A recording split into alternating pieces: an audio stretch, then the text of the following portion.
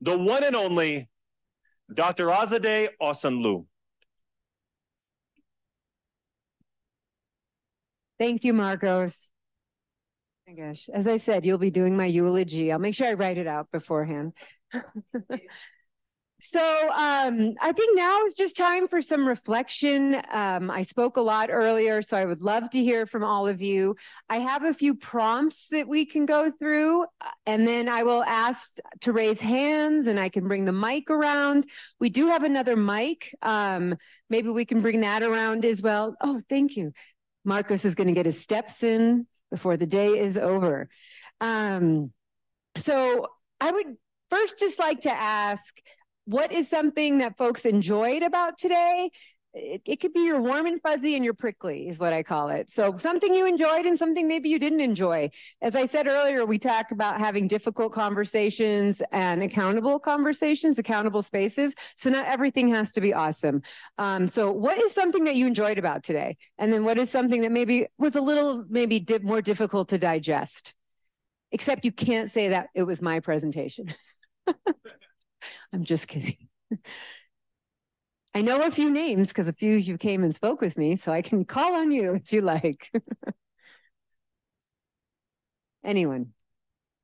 Thank you.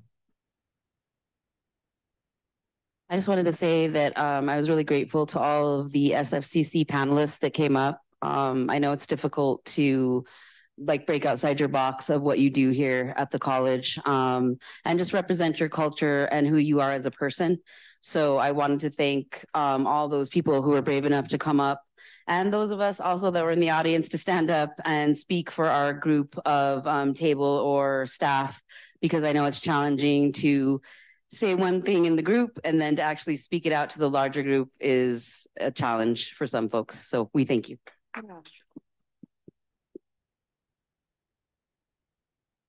I think that's a really good one.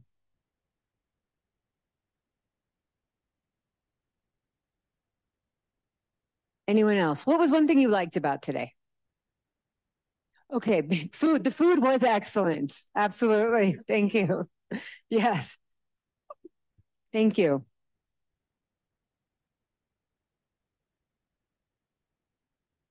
I really enjoyed the keynote speakers, all of you, all your stories and everything. Just the experience is nice. Awesome. Thank you guys you. all did a good job. Thank you.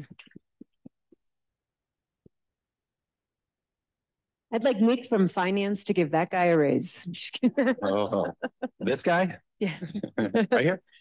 I was speaking with you earlier. What I see when we have these opportunities to talk about these subjects, I always learn something new. So it was the intersectional approach. It's a new concept that I had never heard of. So I'm going to try to incorporate that. As I mentioned, SJ is my champion here. Anytime I have a conversation with SJ, I learn something new that I can apply to my daily life. So just thanks for the opportunity. Thank you so much.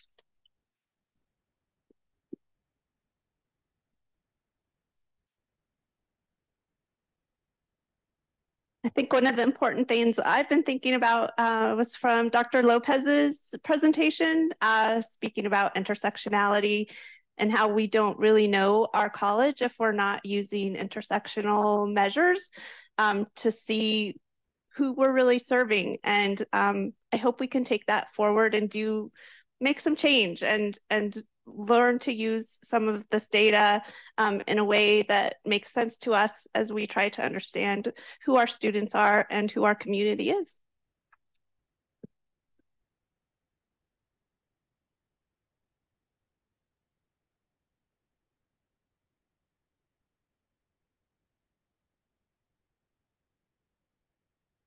I know I've talked a lot today, but this is the teacher in me now. One of the things I liked about Dr. Lopez's talk was she talked about the work at UNM that they're doing by repurposing what's already there. And she mentioned about having like a social justice and equity certificate.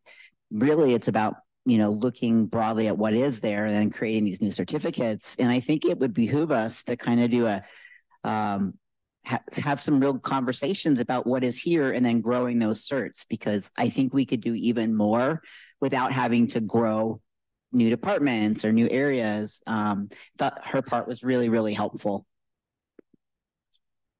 I agree. Yeah, that was a good one. And the syllabus, how they have to put things in their syllabus was really good. And they had a committee review what was in the syllabus. That was excellent. I just wanted to follow up specifically on what Val was saying. Being in the institutional research office, we're always excited about data, and I'm incredibly proud of our institution, the faculty members, especially because you guys have really kind of maybe gotten over some of your fear of the data, starting to use the data, asking more questions about the data, wanting more data. So I'm very grateful for the opportunity to try to help facilitate that, working with the welcome and advising folks as we sort of redesign the application or to think about other ways that we can collect some of the information to help build stronger student profiles. So thank you for the opportunities that were presented in the presentations today.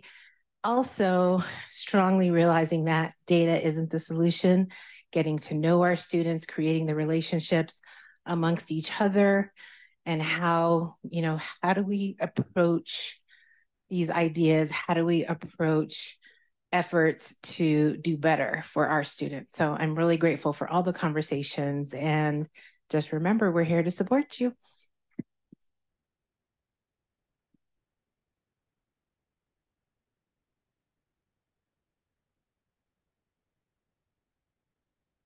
So these are just a couple comments from online. Oh, they're still coming in. Emily Drabansky says, I appreciate that our data has revealed how many of our students are parents and using that to support student parents. Carrie has said, I appreciate the active questioning, eliciting more audience participation, and I would like to see more workshopping in the future. And Nancy says, I like the topics, the presenters, the bilingual land recognition, the interpreters mentioned, the participation of personnel from all different levels and departments and cultures.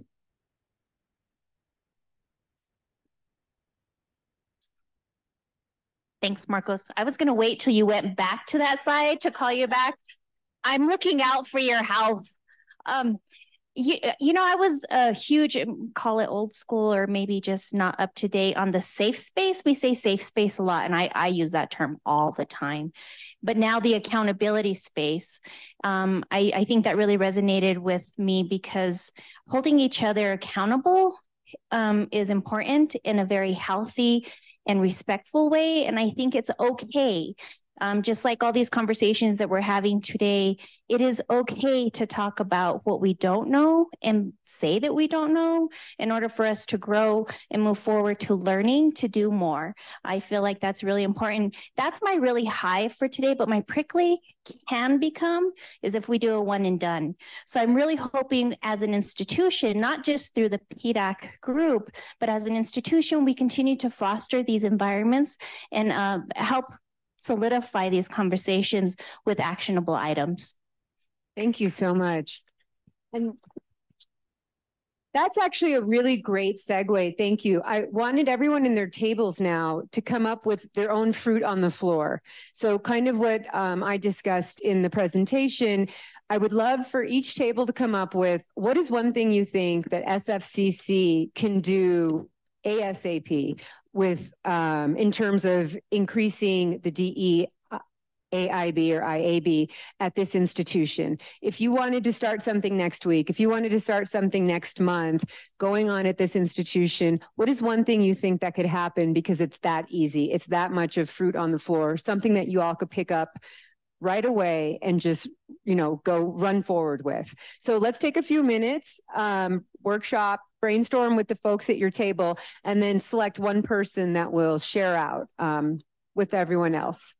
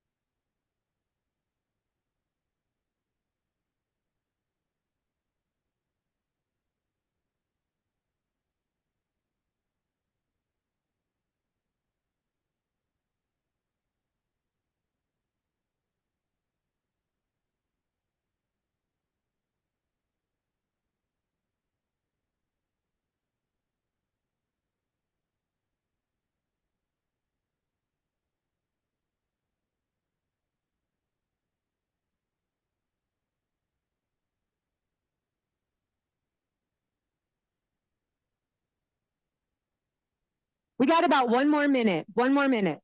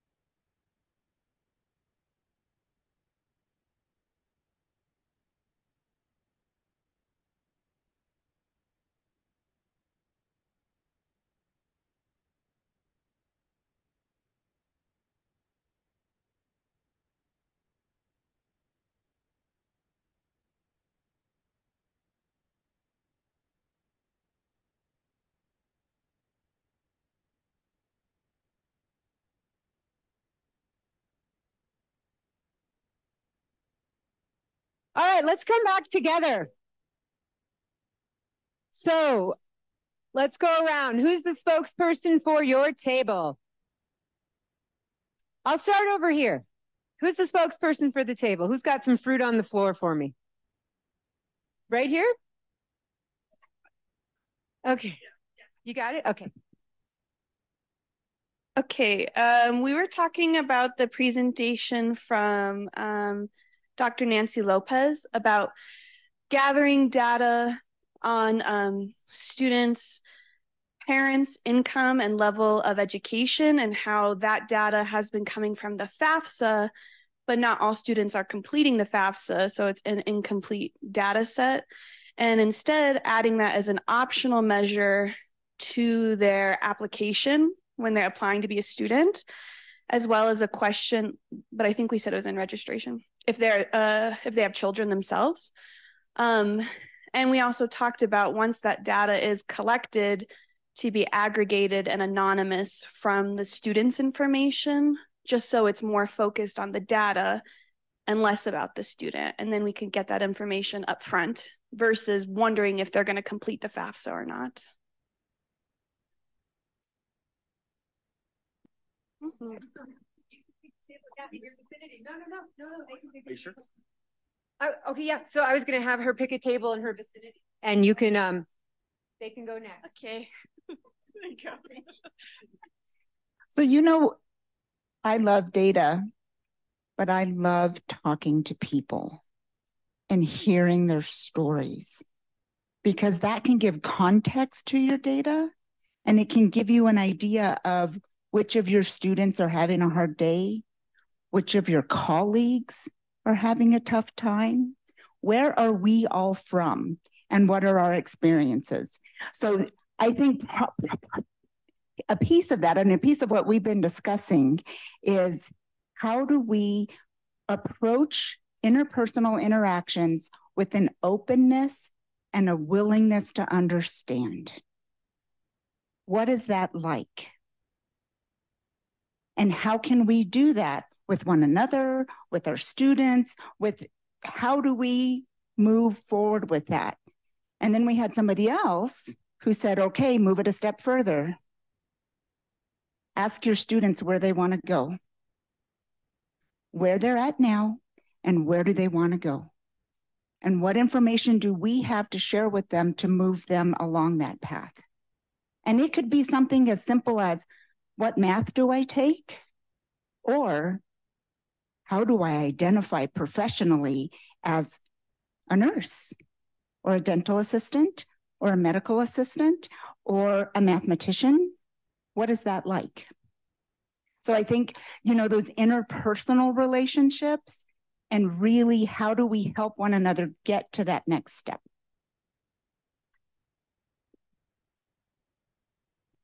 If you want to go ahead and pass the microphone to a table clerk connecting to you and they can speak up. ¿Listos? No? Yeah? Are you ready? Somebody's pointing at you. The table's pointing at you. Okay. We were talking about onboarding. Simple things like having some better signage to find your way around the campus, bilingual signage. There are more than 2 languages in the world, but at least Spanish and English will get us started in the right direction so people feel welcome on campus and they can find their way around. And there may be other ways of welcoming students on. I know we do a good job with that already, but we could expand that, especially to people that don't have the backup, as we were shown with the intersectionality talk. We can sit down with people and talk to them and get their stories directly from them. It's not only data and filling out forms. And as an onboarding practice, you know, a half a day session with faculty and a staff person and half a dozen students, we can get some of those stories and we can welcome them in person. Thank you.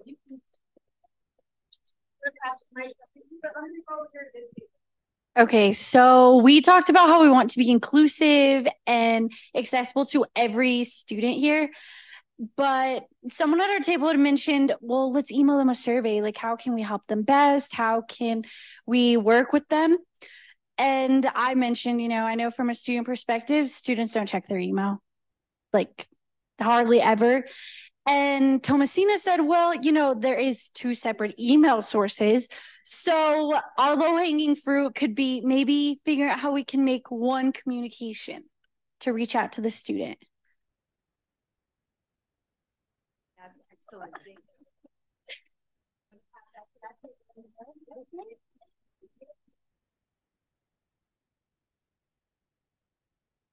Hello, this is not exactly low-hanging fruit, but it's worthy to begin a conversation about how we might serve the incarcerated members of our community.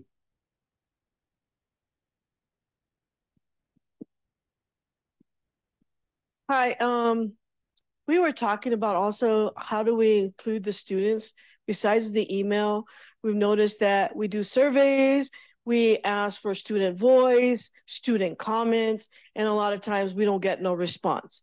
So Lisa mentioned the chalkboard that's out here. A lot of people write on that chalkboard and they just randomly do Googles and little eyeballs and maybe some beautiful art. Well, what if we start using that board more intentional and say, let's pose a question out there and let them kind of write on it. And if that gets successful, I'm adding this part, is how do we spread that a little bit, chalkboards to other areas, and then somebody gathers that data and uses it to come to a room like this and say, this is what we're hearing. What can we do to look forward to the next one of how to better help a student or one another?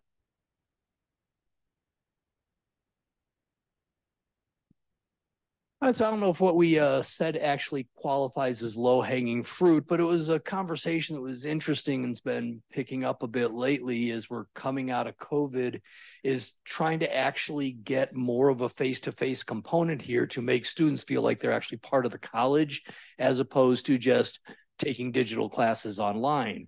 And that is a huge challenge here because one, I mean, our student base is, you know, single parent, full-time job, 3 kids, and trying to go to school at the same time is a fair chunk of our, you know, that kind of demographic doesn't really have many options for face-to-face classes. And for them, online is probably the only way they could get a degree. But if you do nothing but online education, then you have a hard time being an inclusive community where you don't have folks who are anything more than, you know, a name on a screen, which is doing assignments or not, and maybe part of a discussion.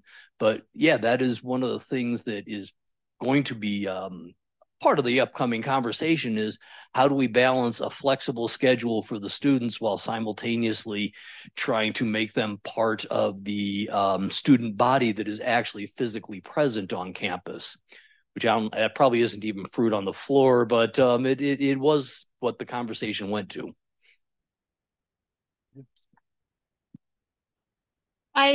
I'll do some comments from online.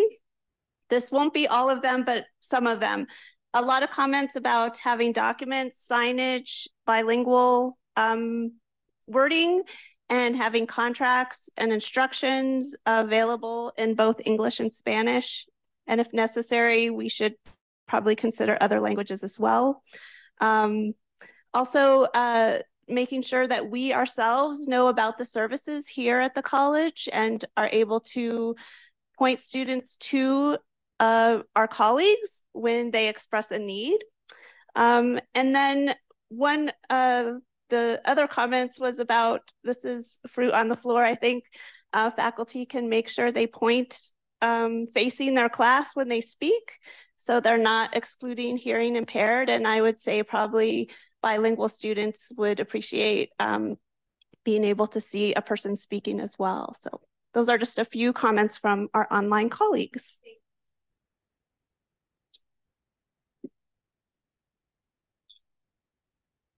So one of the things that we brought up, Carmelita, who you may have heard from earlier, is having a workshop up in Dulce, New Mexico, and then they're coming back down here for the next 2 weekends. So a simple, if this weren't Santa Fe thing to do, would be just to get their emails for a recruitment tool, but we can't really depend on the fact that they have reliable internet, et cetera. So, and I also hear a lot of other people saying students don't check their email. And we all know, because we all receive the continuing education catalog in the mail, that perhaps we could consider printing a catalog again with times for registration, et cetera. It doesn't have to go to everyone in Santa Fe, but it could go strategically to people who we know we want to recruit into our community.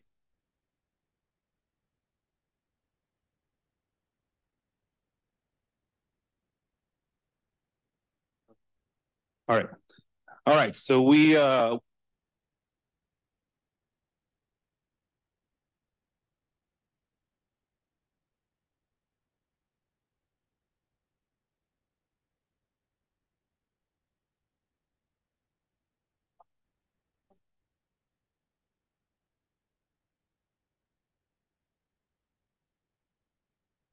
don't need the microphone, he says. Okay. So we focused on the accessibility, inclusion, and belonging part of the presentations, which as a college, we feel like students have a hard time experiencing that because there are no dormitories here on campus. So how do you make students feel included when they're always transporting to the campus? So we came up with a few ideas of maybe like events that the college can put on.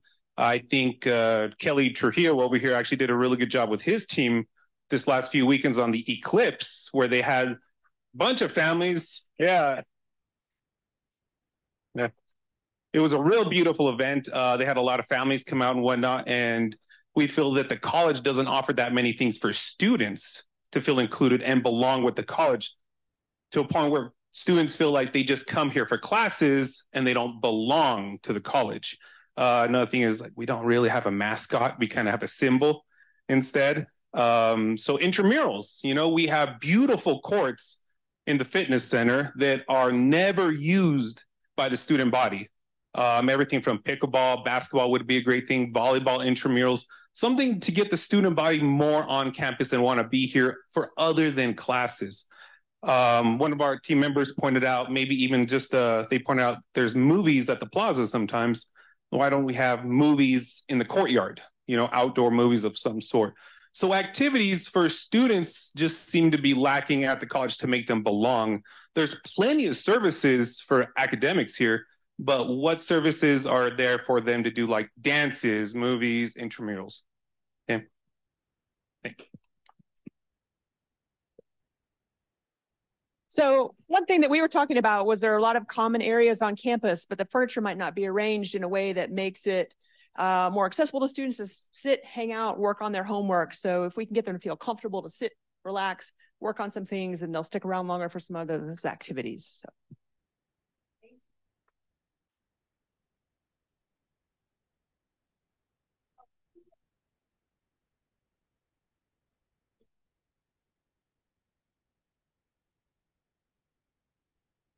Oh, it was his fault.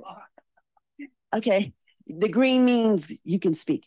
Our wonderful colleague here just doing the work ourselves and doing that bias assessment. So if we could have PDAC send us that link to that assessment, I think that would be a great way to start looking at ourselves, and then maybe we can do some work around that. Thank you, Catherine.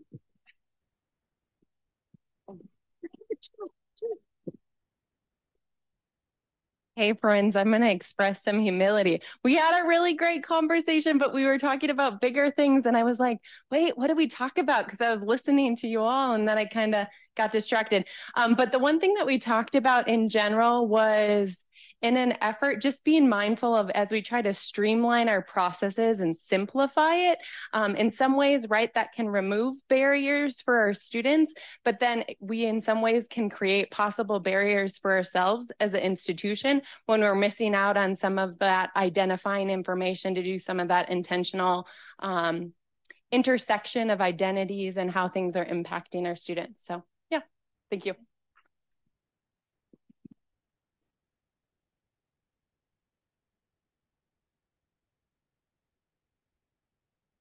Oh, okay. Hi, everybody. Two things that I'm in the counseling department, and I'm thinking a lot about offering counseling in Spanish opportunities, and I know you will does that, but also looking at what opportunities might be there. And I've worked with Rachel at the kids campus, and we're looking at offering a support group for dads, for parent dads and dads connected to campus. So those are some ways we're looking at taking action.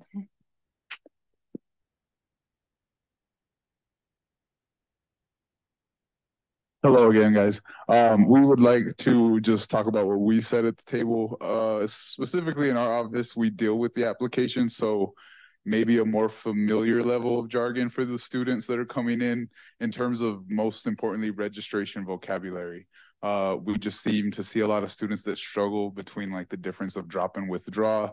And as you guys know, that can be a big difference in scholarships and then their academic record. Something also is maybe like a Spanish option for our application, more Spanish or bilingual signage, as we also spoke about. Also, just to dovetail off of what Chris said, community is in our name. So why don't we have like more of the community here in terms of using those courts? We have a perfectly good field and track that's occupied by a plastic whale. I'm just saying, don't hold anything against me. If we have the youth here, if we have the adolescents, the teenagers, and they're using these facilities, they kind of have this college already implemented in their head as an idea. We're visual learners, some of us are. So if we're implemented into their lives at a young age, they might be more able to choose us as their option for college first. God. I'll get you back.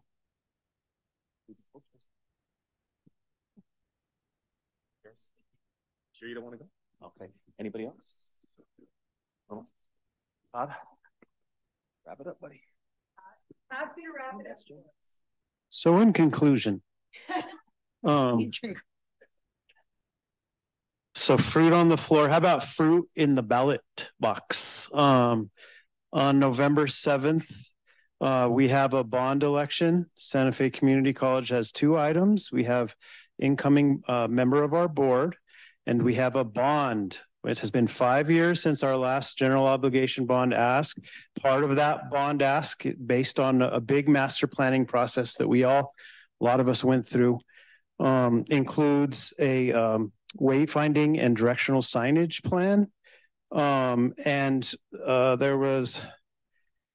There's a number of things. a new entry pavilion to help students and community members find where they need to go. That is the simplest, lowest hanging fruit I can think of, is just go in and be educated and support your community college so that we can get funding that we need for these 2 projects plus many more projects. And there was one other thing I wanted to add to that. But so on your way out, I have a brochure. I have boxes of these things, and I really need help distributing them. So up to this point, I've been saying, take a brochure. Do me a favor. Take 10 brochures, will you? Give some to your people, give some to your friends, and tell them please support Santa Fe Community College. Thank you.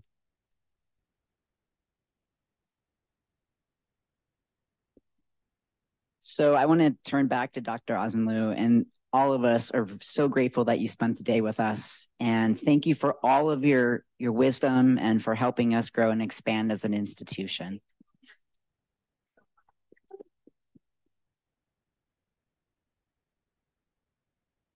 You'll be free doing autographs after and photos.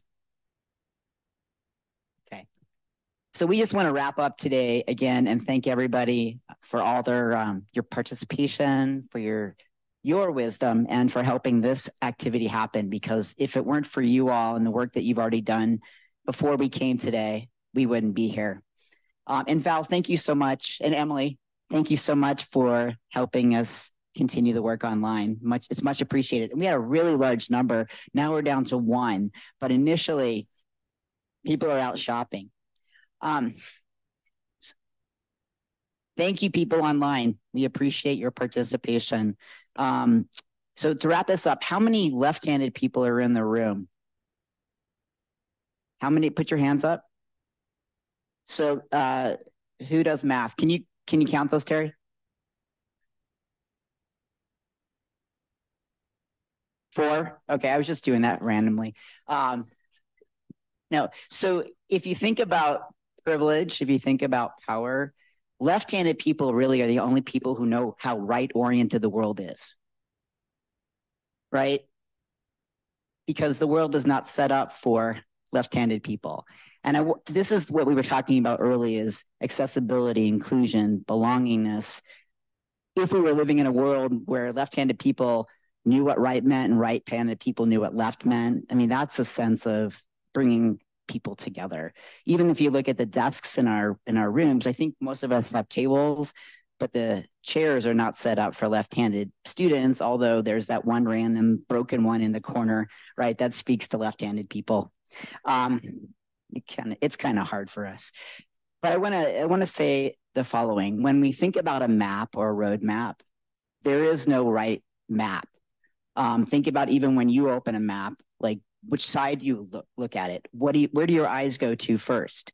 You know, do you go to a city? Do you go to a state? Do you go to some place that you've always wanted to go to? Do you see a river? Do you see a mountain? Do you see water? What places on the map do you never want to go to? Kansas. What places? Sorry, Alabama, I meant. But other places you want to avoid. And why do you want to avoid those places? And just like today, we all came in with a map in our heads. Like, what does that map look like? And what spoke to us today and what didn't speak to us today? We know that not every session spoke to everybody in the room, but the intention today was to try to touch everybody in some way. And that was very, very mindful of PDAC, because not everything that we experience is always going to speak to somebody. But our hope is that you leave today with more questions than those with which you came in with. Because if you're leaving with more questions, that means that you're on the right path for yourselves. So thank you, everybody, for a wonderful day. And I hope you have a wonderful, wonderful weekend.